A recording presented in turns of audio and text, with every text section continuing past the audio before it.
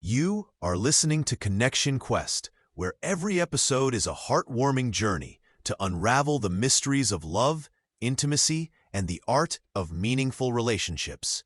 Join Miku as he explores the real, sometimes messy, always meaningful paths to building stronger, more vibrant romantic bonds. Forget quick fixes. We're digging into the heart of connection, understanding, communication, intimacy, and growing together. Ready to deepen your relationship journey? Let's Hey begin. everyone, welcome back to Connection Quest. I'm Miku Lane, and today we have a really special episode lined up. With me is our brilliant guest, Zadie Blake, an expert in the mental health domain with a focus on stress management. Welcome, Zadie. Thank you, Miku. As always, it's great to be here. I've been looking forward to diving into today's topic. So today, we're talking about something that I think everyone in a relationship encounters at some point: conflict. But our conversation is about transforming that conflict into a deeper connection. Last time, we touched on understanding each other's love languages under stress. Today, we take it a step further. Conflicts are inevitable, right, Zadie? Absolutely. Conflict is a natural part of any relationship, but the key is in how you approach these disagreements. It's not about avoiding conflict entirely, but about navigating through it in a way that strengthens the bond with your partner. Right. And one thing I've noticed in my relationships and from talking to others is that underlying every conflict is often an unmet need or a feeling that hasn't been fully expressed. Have you found that to be true in your work, Zadie? Definitely, Miku. Most conflicts boil down to unmet needs. It's often not about what's on the surface, like leaving dishes in the sink, but something deeper, like feeling undervalued or not heard. Bringing these needs to the forefront of the conversation can transform an argument into an opportunity for growth and understanding. Exactly. So how do we do that? How do we get to the root of these conflicts and uncover those underlying needs? It starts with creating a safe space for open and honest communication. It's important for both partners to feel that they can express their needs without judgment. A technique I often recommend is active listening, truly being present when your partner is speaking, reflecting back what you hear, and validating their feelings. I love that you mentioned active listening. It's such a game changer. I remember reading a study that showed how couples who practice active listening during conflicts reported higher satisfaction in their relationships. It's about really hearing what your partner is saying beyond the words. Yes, and another aspect is empathy. When we put ourselves in our partner's shoes, it opens up a pathway for compassion.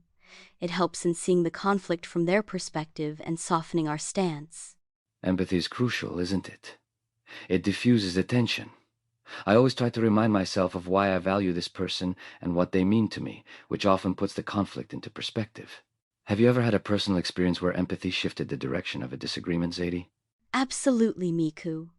I remember having a heated argument with a close friend about something trivial, like who was supposed to book a table for dinner. But when I stopped to think about what might be going on for them, I realized they'd been under a lot of stress at work. Approaching the situation with empathy not only resolved the conflict, but also deepened our friendship. That's a fantastic example of how empathy changes the game. It's about looking beyond the immediate issue and seeing the whole person. Something I've also learned in these kinds of situations is the power of vulnerability. Acknowledging your own feelings and insecurities can invite the same in others. Yes, being vulnerable can be incredibly powerful.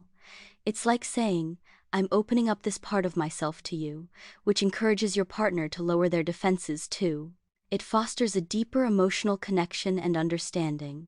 I love how vulnerability creates a bridge in those tough moments. It's scary but so rewarding.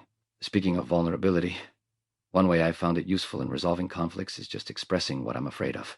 It shows that I'm not coming from a place of attack, but of concern or insecurity. That's such a great approach.